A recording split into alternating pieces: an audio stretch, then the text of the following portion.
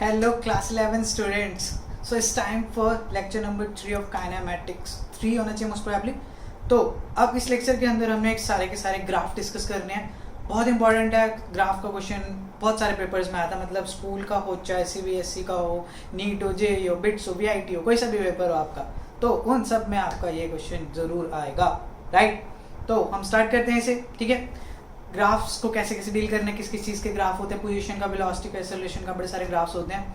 किससे क्या पता लगता है, किसका ग्राफ कैसे बनता है, क्या रीजनिंग है, ये सारे हम डिस्कस करते हैं. चलो टाइम वेस्ट नहीं करेंगे, फटाफट से मैंने कुछ ग्राफ बना रखे हैं, इनको एक्सप्लेन करते हैं. So see first is your position time graph, मतलब टाइम के साथ पोजीशन कैसे चेंज हो रही है. First graph is for stationary object. ज़्यादा टाइम नहीं लगाएंगे, जल्दी जल्दी एक्सप्लेन होती हैं चीज़ें, बहुत ईजी है. स्टेशनरी ऑब्जेक्ट, टाइम बढ़ रहा है, आप देख रहे हो एक्स एक्सिस पे आपका टाइम है, वाई एक्सिस पे आपकी पोजीशन है. स्टेशनरी मतलब ऐसा कुछ, समझ रहे हो. क्या टाइम के साथ साथ मेरी पोजीशन चेंज हो रही है? Obviously not. तो मेरी अगर एक पोजीशन है, कोई पर्टिकुलर पोजीशन है, वो टाइम के साथ साथ स्टिल है, मतलब वाई एक्सिस चेंज होना चाहिए जब मेरी पोजीशन चेंज हो. क्या वो पोजीशन चेंज हो रही थी मेरी? No, obviously not. तो टाइम के साथ साथ मेरी पोजीशन चेंज नहीं हो रही है क्योंकि मैं स्टेशनरी था उस टाइम पे, स्टेशनरी ऑब्जेक्ट था, तो उसकी पोजीशन सेम रह गई. टाइम के साथ साथ कोई वेरिएशन नहीं हो रही है. याद रखोगे, ये चीज़ बहुत सिंपल है यार. वाई एक्सिस की वैल्यू चेंज नहीं हुई है क्योंकि ऑब्जेक्ट स्टेशनरी है, पोजीशन चेंज होनी चाहिए थी. अब बात करते हैं यूनिफॉर्म मोशन. यूनिफॉर्म मोशन का मतलब क्या होता है कि body is moving with a constant velocity. Body is moving with a constant velocity. Suppose करो मैं ऐसे चलना स्टार्ट कर दूं, मतलब भाई कांस्टेंट वेलोसिटी से मैं चल रहा हूँ, तो ऑब्वियसली मेरी डिस्प्लेसमेंट हो रही है, मेरी पोजीशन चेंज हो रही है, तो मेरी टाइम के साथ साथ पोजीशन चेंज हो रही है. अब मैंने इसे पॉजिटिव की तरफ लिया, मतलब वैल्यू बढ़ाई है, मैं आगे जा रहा हूँ, मैंने वैल्यू बढ़ा दी. अगर मैं ऐसे पीछे जाने लग जाऊँ तो मैं इसी ग्राफ को ऐसे नीचे कर दूंगा. समझ लो अभी डिस्प्लेसमेंट वाले कंसेप्ट में ये चीज़ आएगी भी. टाइम के साथ साथ मेरी पोजीशन क्या हुई है? चेंज हुई है. या तो मैं आगे जा रहा हूँ या मैं पीछे जा रहा हूँ, ये चीज़ आपको क्लियर हो जानी चाहिए. तो अगर मैं आगे जा रहा हूँ मतलब मेरी वैल्यू इंक्रीज हो रही है, इस तरीके से डिस्प्लेसमेंट पॉजिटिव, और वहीं मैं पीछे जाता तो डिस्प्लेसमेंट नेगेटिव होती, वो भी आएगा आगे कंसेप्ट. तो ऑब्वियसली डायरेक्शन देखनी पड़ेगी. आगे जा रहा हूँ तो पॉजिटिव, ऑब्वियसली अगर मैं पीछे जाऊँगा तो वो नेगेटिव होगा. Logic clear. वेलोसिटी क्या, यूनिफॉर्म मोशन वेलोसिटी क्या रहती है यहाँ पे आपकी? कांस्टेंट रहते हैं. लिख भी देते हैं. चलो अब यहाँ से एक बढ़िया रिलेशन भी निकल के आएगा, वो भी बताते हैं आपको. उसके बाद आता है uniformly accelerated motion. Uniformly accelerated motion मतलब एक्सेलरेशन, वेलोसिटी बढ़ रही है. कैसे? आप लोग घर से निकलते हो एक्टिवा पे, बाइक पे, व्हाटएवर जो भी आपके पास, चल लैम्बोर्गिनी पे. देखो अब आप घर से निकलोगे तो ऑब्वियसली आप जीरो से स्टार्ट कर रहे हो, मतलब ऑब्जर्वेशन के ऊपर डिपेंड करता है कि हम कब ऑब्जर्व कर रहे हैं. बहुत एक सिंपल एग्जांपल लेके चलता हूँ मैं. सपोज करो कोई बॉडी, आप अपने घर के बाहर खड़े हो, वहाँ से कोई चीज़ निकल रही है, आपने जब उसे ऑब्जर्व करना स्टार्ट किया, दैट इज टाइम t0. ठीक है.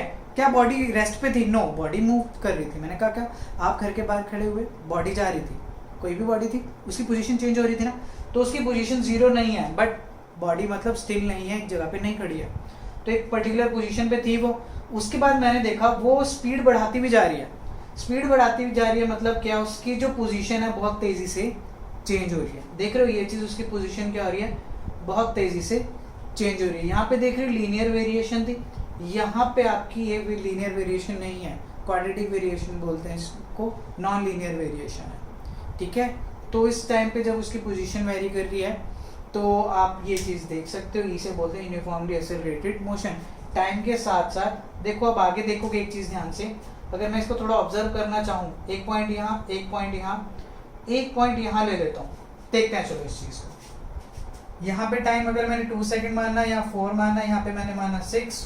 अब 2 पे अगर इसकी पोजीशन मैंने मान ली, कोई डिस्टेंस सपोज किया, यहाँ पे आपका सपोज किया मैंने 2 मीटर, यहाँ पे मैंने मान लिया अगर 4 मीटर, तो ऑब्वियसली आप ये देखोगे ये वाला काफ़ी ज़्यादा है, ये अराउंड 8 मीटर्स तो कम से कम है. तो आप ये चीज़ देख रहे हो, पहले 2 सेकंड में 2 मीटर कवर किया, अगले 2 में भी 2 मीटर कवर किया, लेकिन उसके बाद यहाँ पे भी कम से कम वैसे 5 तो आएगा, और यहाँ पे आप लोग 10, क्योंकि टाइम के साथ साथ वेलोसिटी बढ़ती जा रही है. तो पहले 2 में उसने 2 सेकंड में 2 मीटर, अगले 2 सेकंड में 3 मीटर, अगले 2 सेकंड में उसने 5 मीटर कवर कर लिया. तो बेसिकली हो क्या रहा है, वेलोसिटी बढ़ रही है. घर से निकलते हो, जीरो से स्टार्ट करते हो, धीरे धीरे एक्सेलरेट करते हो ना, सेम केस नहीं है. आपकी वेलोसिटी बढ़ रही है, आपकी पोजीशन जल्दी जल्दी चेंज होती है. ये चीज़ यही बताती है टाइम के साथ पोजीशन जल्दी जल्दी चेंज हो रही है. क्लियर है? बहुत आसान है ये चीज़. यहाँ पे जल्दी जल्दी नहीं कि कांस्टेंट रेट से चेंज हो रही थी, यहाँ पे जल्दी वेरी कर रही हो। मैंने एग्जांपल भी आपको दे दिया। अगर अब मैं इसके बारे में बात करता हूँ, इसके ना एक स्लोप का चक्कर भी आता है। स्लोप का चक्कर क्या होता है, उससे स्लोप का क्या रोल है वो देख लेते हैं। देखो स्लोप आप लोगों ने वैसे भी पढ़ रखा होगा, कैसे कैलकुलेट करते हैं वो बता देता हूँ बायोलॉजी वाले स्टूडेंट्स के लिए स्पेशली। देखो आपको क्या करना है, एक्स एक्सिस पे एक पॉइंट ले लो, परपेंडिकुलर ड्रॉ करो, जहां पे भी मीट करेगा इस लाइन से यहाँ पे एक परपेंडिकुलर ड्रॉ करो, ठीक है। सीधी सीधी लाइन डालते हैं। इस टाइम को मैंने मान लिया t1 और इसको मैंने इस टाइम पे कोई भी डिस्प्लेसमेंट डिस्टेंस उसे मैंने मान लिया x1। सिमिलरली मैं एक और पॉइंट कंसीडर कर रहा हूं यहाँ पे t2 और एक ये x2, ठीक है। एक t2 से मेरे को ना, चलो छोड़ो, t2 में हमें याद आते हैं। अब देखो आगे हमें क्या करना है, स्लोप कैलकुलेट करना है। वो कैसे होगा, ये चीज देखो, यहाँ पे एक एंगल बनता है टेंजेंट थीटा, ये आपकी पोजीशन x1 है, ये आपकी क्या है x2 है, राइट। ये आपकी t1 है और मैं इसके अगर कोरिस्पोंडिंग आगे यहाँ बात करता हूँ, ये आपकी पोजीशन t2 है, यहाँ ले लेते हैं, राइट। टेंजेंट थीटा बेसिकली होता क्या है, टेंजेंट थीटा स्लोप बोलते हैं इसे, स्लोप होता है टेंजेंट थीटा। स्लोप क्या है, कोई ढलान आपको दिख रही होगी, ऐसे कोई इंक्लिनेशन है, कोई पर्टिकुलर एंगल बन रहा है हॉरिजॉन्टल के साथ, that is slope. And slope के लिए हमें टेंजेंट थीटा फॉर्मूला लगाना पड़ता है। Tangent theta is basically perpendicular upon base. इस केस में अगर थीटा के परपेंडिकुलर क्या होता है, थीटा के opposite, that is this point. इसे मैं ए ले लेता हूँ, इस पॉइंट को मैं यहाँ पे ए कंसिडर करता हूँ, इससे बी कंसिडर करता हूँ, इसे सी कंसिडर करता हूँ। तो टेंजेंट थीटा क्या होता है, perpendicular upon base. Perpendicular means A B upon base is C B, ठीक है। अब ए बी की वैल्यू कितनी होगी, x2 माइनस x1 डाल सकता हूं मैं यहाँ पे, x2 माइनस x1। x1 ये डिस्टेंस है, x2 ये है, तो बीच वाला कैसे आएगा जब x2 में से x1 माइनस होगा, अपॉन cb। cb ये डिस्टेंस है, मतलब ये टोटल t2 है, ये t1 है, तो बीच वाला कैसे आएगा, t2 minus t1, t2 minus t1। अब आप एक चीज देखो, change in displacement upon time क्या होता है, वेलोसिटी। तो आपको स्लोप क्या देता है, वेलोसिटी, x2 माइनस x1। लिख लो, दिमाग में डाल लो इस बात को, बोल के पी जाओ, जो मर्जी करो, मुझे नहीं पता, लेकिन ये आपको याद रहना चाहिए, ठीक है। सो slope of position time graph, position time graph means it can be either distance time graph और डिस्प्लेसमेंट टाइम ग्राफ, दोनों में से कोई सा भी आ जाए, तो उसका स्लोप निकालने का तरीका मैंने आपको बता दिया। उससे हमेशा क्या मिलेगा आपको, velocity. Position time graph, distance और डिस्प्लेसमेंट दोनों में से कुछ भी होगा, दोनों से पोजीशन पता लगती है, ठीक है। यहाँ तक ही हो जाएगा आपका, बहुत इजी है। तो ये आपको वेलोसिटी यहाँ पे पता लग गया। अगर मैं बात करता हूँ इस वाले ग्राफ की, इन ग्राफ्स पे पहुँचते हैं। ये वाला यूनिफॉर्म मोशन, यूनिफॉर्म मोशन मैंने बता दिया क्या, कांस्टेंट वेलोसिटी। वेलोसिटी क्या आपकी कांस्टेंट है, ठीक है। ये जीरो टाइम में कांस्टेंट वेलोसिटी आपको क्लियर दिखाई दे रहा है, टाइम के साथ साथ वेलोसिटी कैसे है बताने की जरूरत भी नहीं है, ठीक है। लेकिन एक काम आता है, इसके अंदर एक कंसेप्ट है क्या, देखना वेलोसिटी टाइम ग्राफ ज्यादा इंपॉर्टेंट है, कंसेप्ट क्या है वो देखते हैं। देखो वही दो टाइम मैंने कंसीडर किए, एक एक्स एक्सिस पे दो पॉइंट कंसीडर किए, जैसे इस पे किया था, let this be t1, let this be t2। अगर यहाँ पे आप देखते हो, ये ए बी, मैंने ये मान लिया ए बी, ठीक है, और इसे मान लेता हूँ मैं सी, इसे मान लेता हूँ D. If I find area of this part, है क्या, रेक्टेंगल ही है। अगर मैं इस पार्ट का एरिया निकालता हूँ, area of quadrilateral A B C D, है तो बेसिकली रेक्टेंगल ही। क्या होता है, लेंथ इंटू ब्रेड्थ। लेंथ कितनी है, A D into breadth, breadth ये है, डी सी या सी डी लिख लो। ए डी बेसिकली क्या है आपका, वेलोसिटी है, ये तो दिख रही है आपको, ये चीज क्या आपकी वेलोसिटी है, यहाँ पे कोई वैल्यू है, तो ये क्या आपकी वेलोसिटी, क्योंकि वाई एक्सिस पे क्या होता है आपका वेलोसिटी है, और यही सी डी कितना होगा, t2 माइनस t1। तो वेलोसिटी इनटू टाइम क्या होता है आपका, डिस्प्लेसमेंट, वेलोसिटी इनटू टाइम। तो ये चीज अब आपको याद रखनी होगी, ये क्या आ गया आपका displacement, b t2 minus t1। So area under velocity time graph gives acceleration और सॉरी डिस्प्लेसमेंट गिव्स डिस्प्लेसमेंट। याद रखोगे स्पीड टाइम ग्राफ आ जाएगा तो ये क्या हो जाएगा आपका डिस्टेंस, वेलोसिटी टाइम ग्राफ था तो क्या हो गया डिस्प्लेसमेंट। याद रखनी है ये चीज। नेक्स्ट पे आ जाओ यूनिफॉर्मली एक्सेलरेटेड मोशन। अब यूनिफॉर्मली एक्सेलरेटेड मोशन का मतलब क्या है कि वही जो मैंने आपको चीज बताई थी, धीरे धीरे वेलोसिटी बढ़ रही है, एक्सेलरेशन धीरे धीरे हम बढ़ा रहे हैं, मतलब वेलोसिटी धीरे धीरे क्या हो रही है बढ़ रही है, घर से स्टार्ट की धीरे धीरे वो बढ़ती गई। अब क्या होगा उस केस में, वेलोसिटी धीरे धीरे मतलब करके एक एक इंटरवल के बाद बढ़ रही है। कैसे, अगर t 0 पे 0 है तो t1 पे उसकी वैल्यू अगर 2 है तो t2 पे उसकी वैल्यू होगी 4, ऐसे t3 पे उसकी वैल्यू कितनी होगी 6, ऐसे इक्वल इंटरवल, क्योंकि आप ये चीज देख सकते हो धीरे धीरे टाइम के साथ वेलोसिटी बढ़ रही है। Uniformly accelerated motion. याद रखोगे थोड़ा थोड़ा ही डिफरेंस है अगर आप ध्यान से देखोगे तो। अब बात आती है किस चीज की, इसके स्लोप की।